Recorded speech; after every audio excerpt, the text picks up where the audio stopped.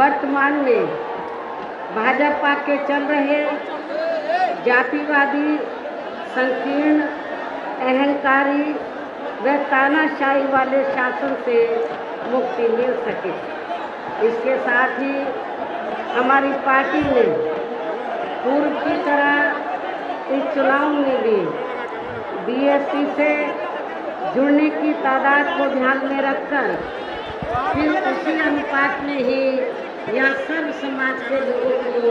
Ticket भी दिए। और अभी चुनाव में आप लोगों को अपना वोट कांग्रेस,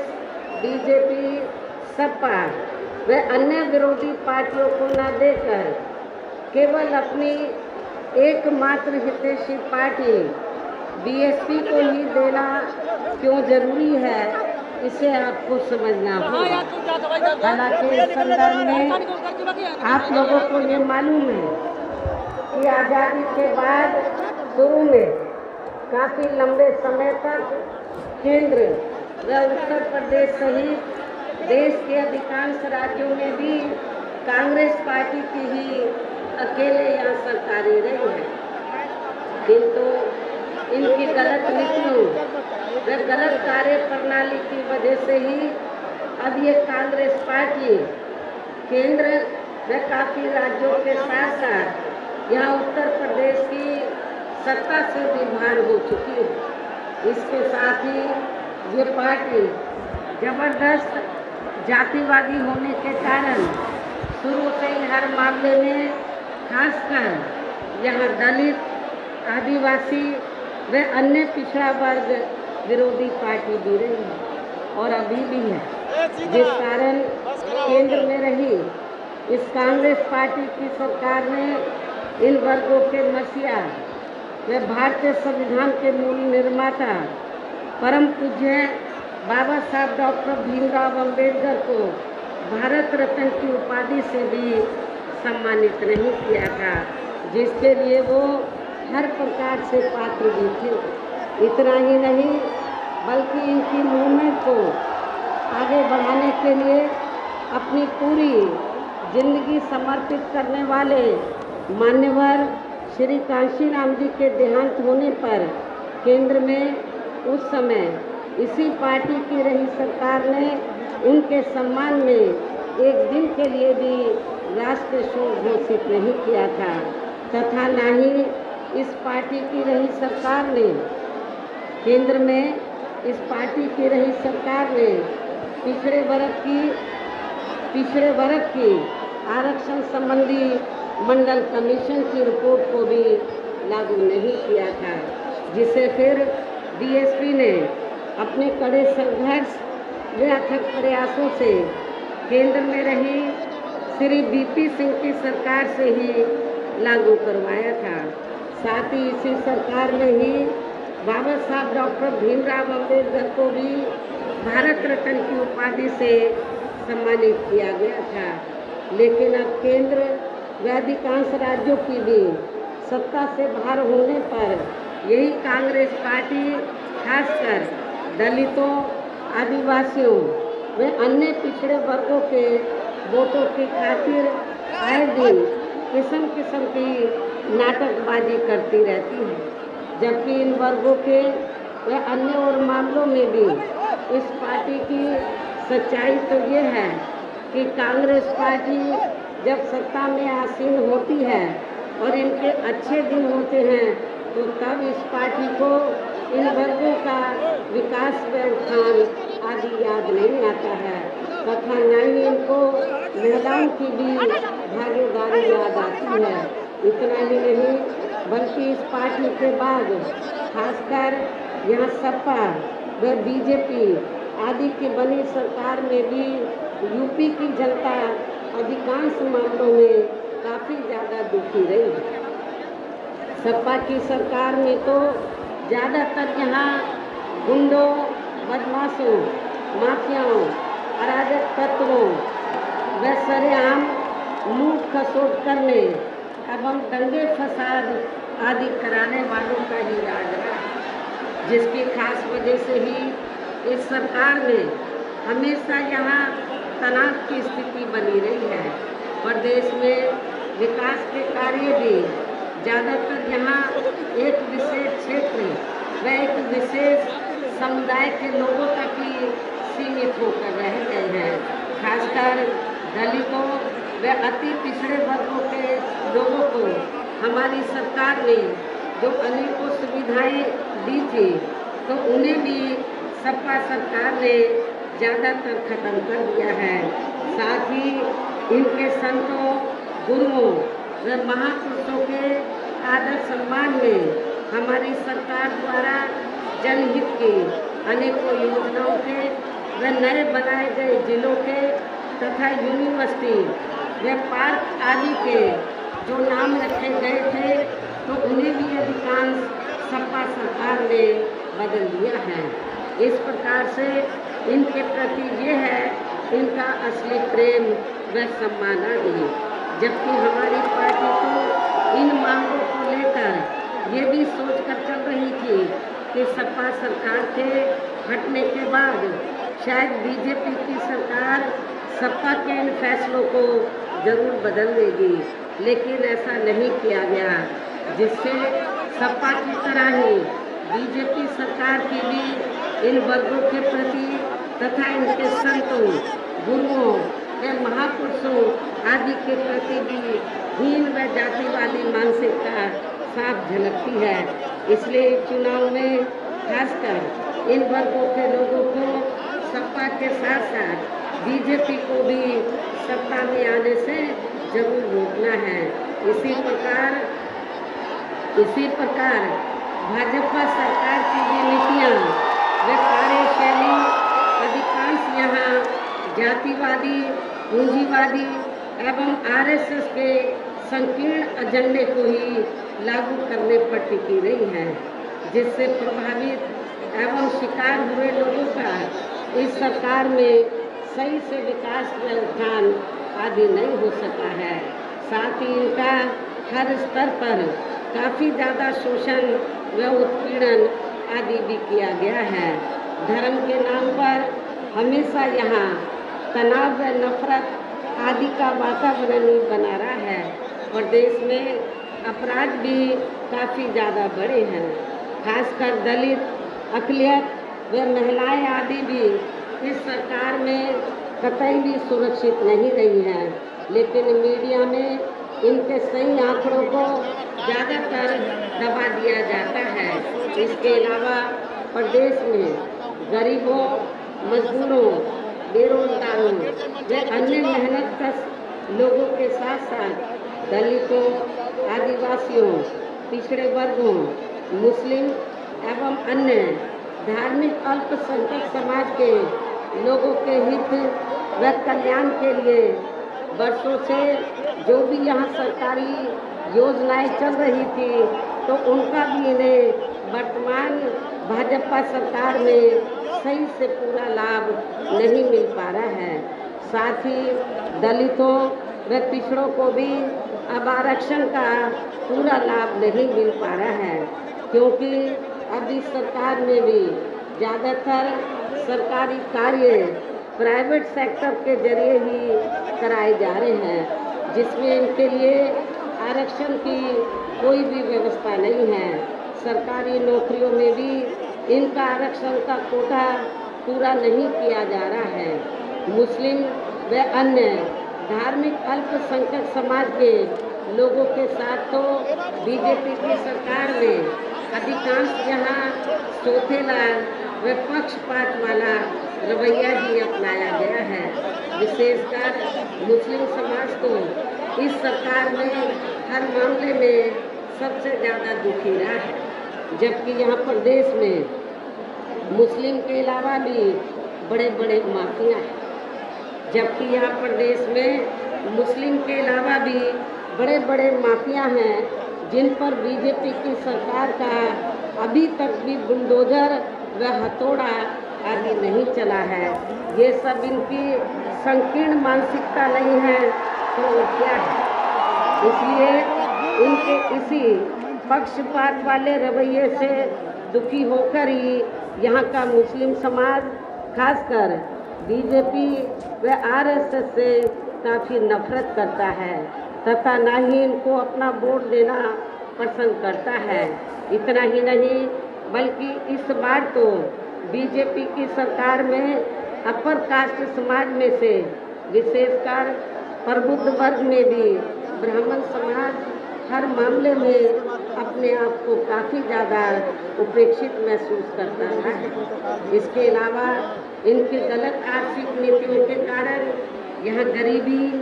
बेरोजगारी व महंगाई आदि भी काफ़ी ज़्यादा बढ़ी है। इसके साथ साथ उत्तर प्रदेश सहित पूरे देश के किसान भी केंद्र सरकार की गलत नीतियों के कारण काफ़ी ज़्यादा दुखी व परेशान रहे हैं और अभी भी हैं। साथ ही प्रदेश में बेरोजगार लोगों को रोजगार नहीं मिलने के कारण ही ज़्यादातर इनको इस सरकार में भी पलायन करना पड़ा है, जबकि इस मामले में बसपा सरकार में कभी भी पलायन नहीं हुआ है, क्योंकि बीएसपी की रही सरकार में यहाँ बेरोजगार लोगों को काफ़ी रोजगार दिए गए हैं। और मैं आप लोगों को ये विश्वास दिलाना चाहती हूँ कि जब इस बार बीएसपी के नेतृत्व में सरकार बनेगी तो आप लोगों को यहाँ से पलायन नहीं करना पड़ेगा, आप लोगों को यहाँ पर ही रोटी रोजी के साधन दिए जाएंगे। आप लोगों को बेरोजगार नहीं रहने दिया जाएगा। इस प्रकार से इन सभी विरोधी पार्टियों की रही सरकारों में शुरू से ही यहाँ यूपी की जनता काफ़ी ज़्यादा दुखी व परेशान रही। विशेषकर कोरोना महामारी के दौरान तो इन सभी की हालत और भी ज़्यादा खराब हो गई है। ऐसे में इन सभी विरोधी पार्टियों की रही सरकारों से निजात पाने के लिए अभी चुनाव में यहाँ प्रदेश की जनता को अपनी एकमात्र हितैषी पार्टी बहुजन समाज पार्टी की ही सरकार बनाना बहुत ज़रूरी है, जिसने अपने चारों रहे शासनकाल के दौरान बिना पक्षपात व भेदभावादी के यहाँ सभी वर्गों व धर्मों के लोगों के विकास व उत्थान के लिए अनेकों ऐतिहासिक व महत्वपूर्ण कार्य किए हैं। और इस बार सरकार बनने पर वो सभी कार्य फिर से शुरू किए जाएंगे। प्रदेश में खासकर गरीबी एवं बेरोजगारी आदि को दूर करने के लिए इस बार भी विशेष कदम उठाए जाएंगे। और इस मामले में वैसे आप लोगों को ये मालूम है कि हमारी पार्टी की रही सरकार ने यहाँ गरीब एवं भूमिहीन लोगों को खेती करने के लिए काफ़ी सरकारी फ्री जमीन भी दी है। उसे नियमों के तहत यहाँ आगे भी जरूर दिया जाएगा। पूर्व की तरह इस बार भी गरीब आवास लोगों को सभी सुविधाओं के साथ फिर से 2 कमरों के पक्के मकान भी फ्री में बनाकर दिए जाएंगे। साथ ही पूर्व की तरह देहातों व शहरों आदि को भी जरूरी सुविधाओं से विकसित किया जाएगा। इस प्रकार से ऐसे अनेकों और भी ऐतिहासिक कार्य किए जाएंगे। जो ये कार्य सरकार किए जाएंगे, साथ ही किसानों को भी किसी भी मामले में निराश नहीं होने दिया जाएगा। इतना ही नहीं बल्कि दलित एवं अन्य पिछड़े वर्गों में जन्मे अपने महान संतों, गुरुओं व महापुरुषों आदि के आदर सम्मान में आगे भी कोई कमी नहीं आने दी जाएगी। इसके अलावा आपके आजमगढ़ मंडल की जो भी यहाँ स्थानीय समस्याएं होंगी तो उन्हें भी दूर करने का पूरा प्रयास किया जाएगा। इसके साथ साथ केंद्र व यूपी सरकार के भी विवादित नियमों व कानूनों को यहाँ लागू नहीं होने दिया जाएगा। इसके साथ ही बीएसपी की सरकार बनने पर यहाँ बीजेपी व सपा आदि के शासनकाल की तरह कानून व्यवस्था को किसी भी कीमत पर खराब व लचर नहीं होने दिया जाएगा तथा हर स्तर पर यह कानून द्वारा कानून का राज कायम किया जाएगा। जाति व धर्म के आधार पर यहाँ लोगों का किसी भी प्रकार से शोषण व उत्पीड़न आदि नहीं होने दिया जाएगा, जैसा कि वर्तमान भाजपा सरकार में हो रहा है। खासकर कानून व्यवस्था को बेहतरीन बनाने के लिए विशेष अभियान के तहत जाति व दलगत राजनीति से ऊपर उठकर यहाँ गुंडों, बदमाशों, माफियाओं व अन्य आपराधिक एवं अराजक तत्वों को भी जेल की सलाखों के अंदर ही भेजा जाएगा, जहां मेरी सरकार में इनकी जेल के बाहर नहीं बल्कि जेल के अंदर ही सही जगह होती है। इतना ही नहीं बल्कि वर्तमान भाजपा सरकार ने जाति, धर्म व राजनीतिक द्वेष की भावना के तहत जिन लोगों को खासकर धरना प्रदर्शन आदि के नाम पर जबरदस्ती गलत धाराओं में फंसाकर उन पर अनेकों केस चलाए हुए हैं, तो उन मामलों की भी सही से जांच करा के उनके केस भी खत्म कर दिए जाएंगे। इसके साथ साथ प्रदेश में खासकर शिक्षा के क्षेत्र में व अन्य और विभागों के भी कर्मचारी जो आए दिन अपनी मांगों को लेकर धरना प्रदर्शन एवं हड़ताल आदि करते रहते हैं, तो उन सभी मामलों को निपटाने के लिए एक आयोग का भी गठन किया जाएगा और उनकी सही मांगों को मान लिया जाएगा, जिसमें कर्मचारियों की पुरानी पेंशन व्यवस्था को भी लागू करने का मामला शामिल है। पुरानी पेंशन व्यवस्था को लागू किया जाएगा। इनके अलावा सर्वजन हिताय व सर्वजन सुखाय को लेकर अन्य और भी जरूरी कार्य किए जाएंगे, लेकिन ये सभी कार्य करने के लिए इस चुनाव में यहाँ बीएसपी को सत्ता में लाना बहुत ज़रूरी है, जिसके लिए पार्टी के लोगों को वोट पड़ने तक यहाँ सभी विरोधी पार्टियों के साम, दाम, दंड भेद आदि हथकंडों से भी जरूर सावधान रहना है। और इस मामले में विरोधी पार्टियां चुनाव होने से कुछ समय पहले व चुनाव के दौरान भी अपने अपने पक्ष में हवा बनाने के लिए खासकर मीडिया व ओपिनियन पोल एवं सर्वे आदि का जो बड़े पैमाने पर गलत इस्तेमाल करती है, तो उससे भी आप लोगों को बिल्कुल भी गुमराह नहीं होना है। जैसे सन 2007 के हुए विधानसभा चुनाव में उस समय मीडिया में जो बीएसपी को लेकर ओपिनियन पोल व सर्वे आदि दिखाए गए थे, तो जब वो रिजल्ट आया, उस समय रिजल्ट आया तो वो गलत ही साबित हुए थे। इस बार भी आपको उन्हें गलत ही साबित करके दिखाना है। इसके साथ ही पूर्व की तरह इस चुनाव में भी विरोधी पार्टियों ने विभिन्न रूपों में जो अपने हवाई व प्रलोभन भरे चुनावी घोषणा पत्र आदि जारी किए हैं, जिन्हें सत्ता में आने के बाद ये पार्टियां अधिकांश अमल में नहीं लाती हैं, तो उनके बहकावे में भी आपको कतई नहीं आना है, जिन पर से अब जनता का काफ़ी हद तक विश्वास ही उतर गया है। इसलिए इस मामले में बीएसपी किसी भी चुनाव में विरोधी पार्टियों की तरह अपना कोई भी चुनावी घोषणा पत्र आदि जारी नहीं करती है। वैसे भी बीएसपी कहने में बहुत कम बल्कि कार्य करके दिखाने में ही ज़्यादा विश्वास रखती है, और ऐसा हमने यहाँ यूपी में अपनी चारों रही सरकारों के दौरान करके भी दिखाया है। इसके साथ ही हमारी पार्टी की चारों रही सरकारों ने प्रदेश में बिगड़ी हुई कानून व्यवस्था को सुधारने के साथ साथ प्रदेश के विकास व आम जनहित के लिए जो असंख्य अति महत्वपूर्ण कार्य किए हैं, वो अभी तक यहाँ किसी भी विरोधी पार्टी की रही सरकार ने नहीं किए हैं, बल्कि ज़्यादातर उन्हीं कार्यों के नाम व स्वरूप आदि बदलकर अब विरोधी पार्टियों की सरकारें उन्हीं को ही भुनाने में लगी रहती हैं। लेकिन उन कार्यों के प्रति उनकी नीयत व सोच सही नहीं होने के कारण उसमें भी ये पार्टियां ज़्यादा सफल नहीं हो पाई हैं।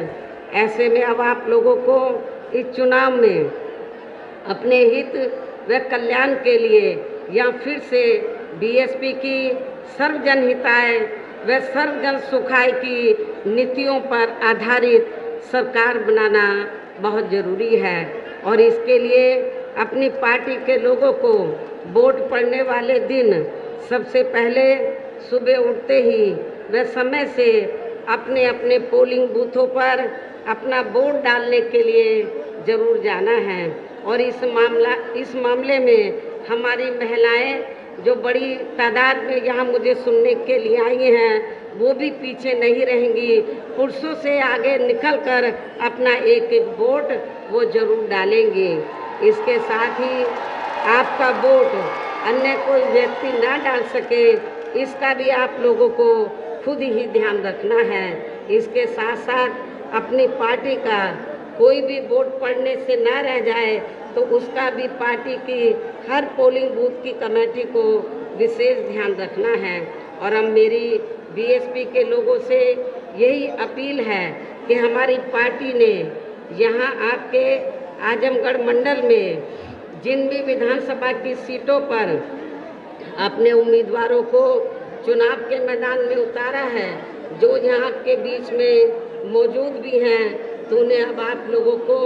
वोट वाले दिन अपनी पार्टी के हाथी चुनाव चिन्ह के सामने वाले बटन को दबा के जरूर कामयाब बनाना है। और फिर से आपको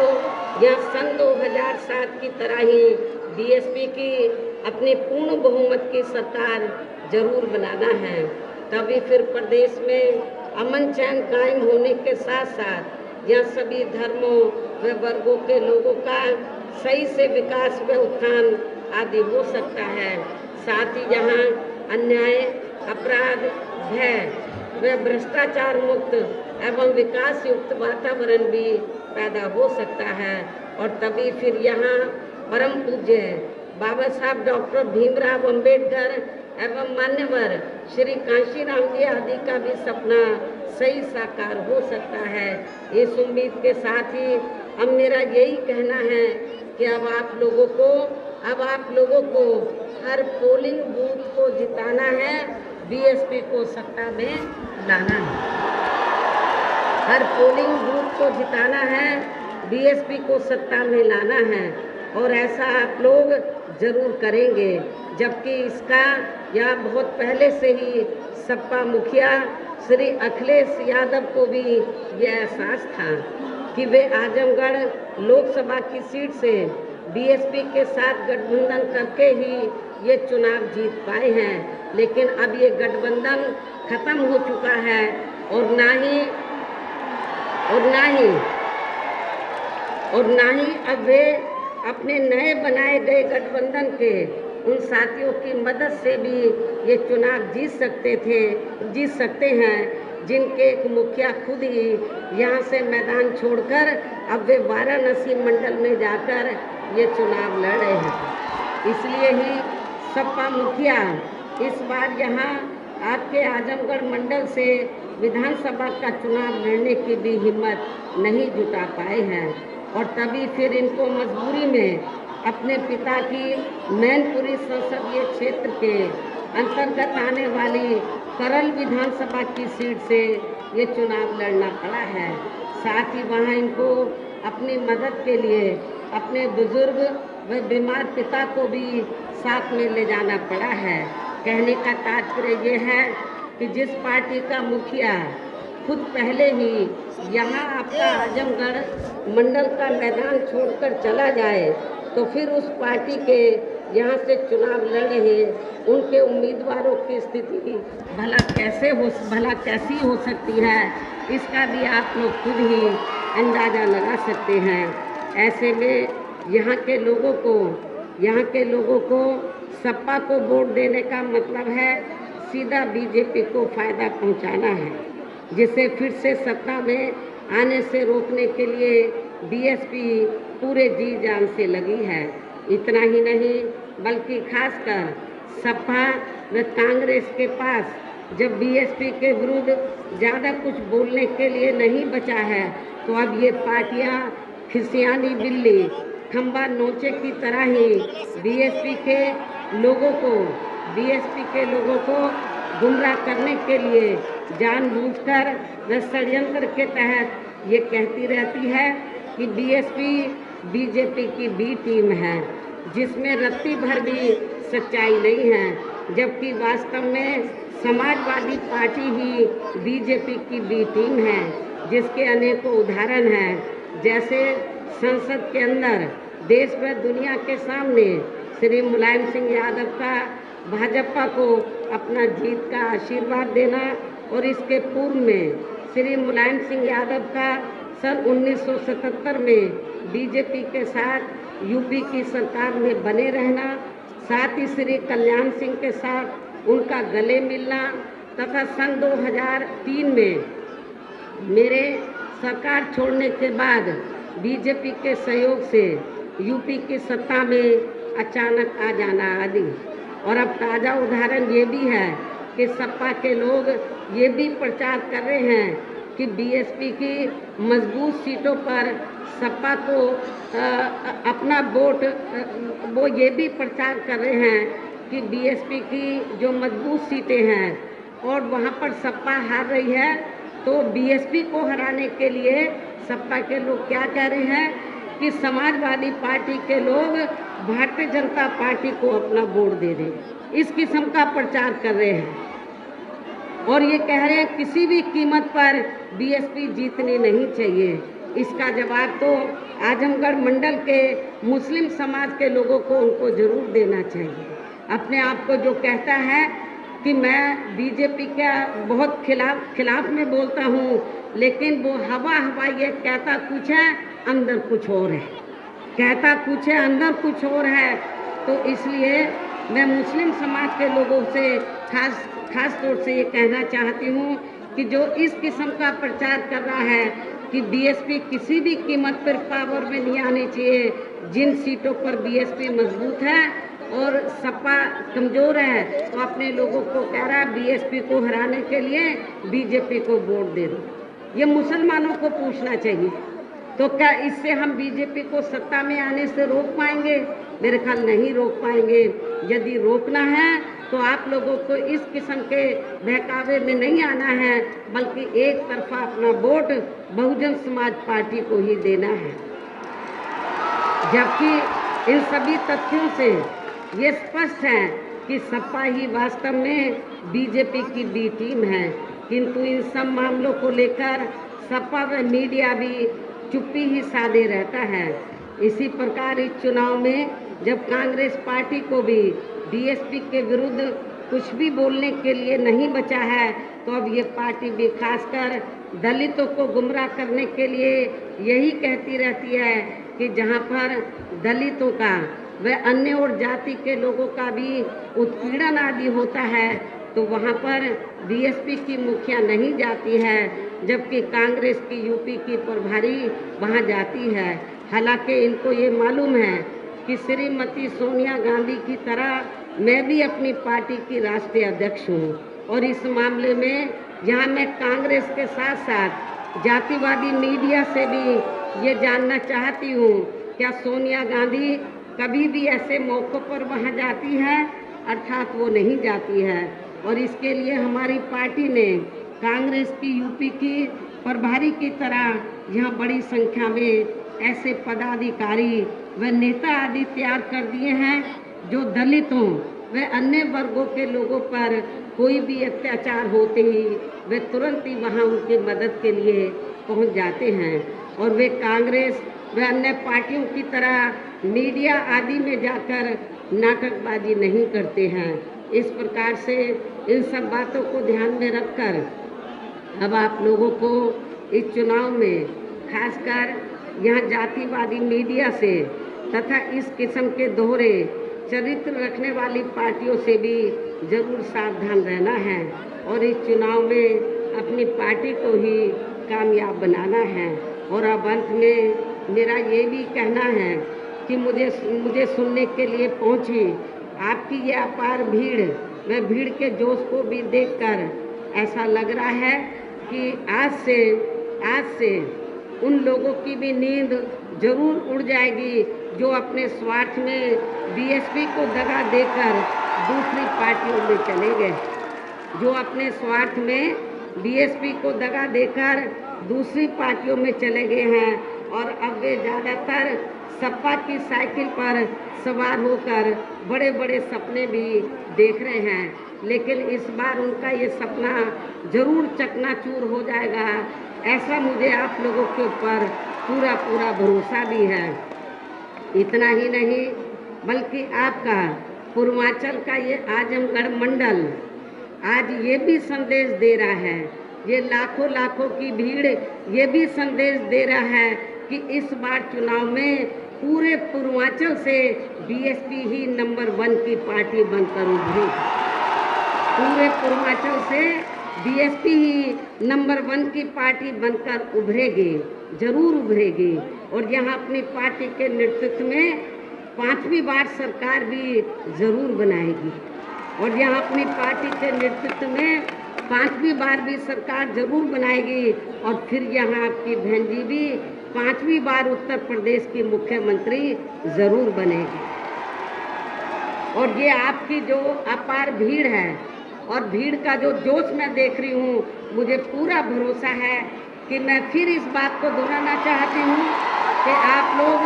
आजमगढ़ मंडल से आपने आज ये संदेश दे दिया है कि पूरे पूर्वांचल में बीजेपी और सपा इस बार साफ हो जाएगी, और बीजेपी का बीजेपी सपा साफ हो जाएगी, और बहुजन समाज पार्टी ही इधर नंबर 1 पर रहेगी, और बीएसपी अपनी 5वीं बार सरकार जरूर बनाएगी। इस विश्वास के साथ ही अब मैं पुनः आजमगढ़ मंडल के अपनी पार्टी के सभी उम्मीदवारों को भारी वोटों के अंतर से जिताने की अपील करते हुए मैं अपनी बात यही समाप्त करती हूँ। जय भीम, जय भारत।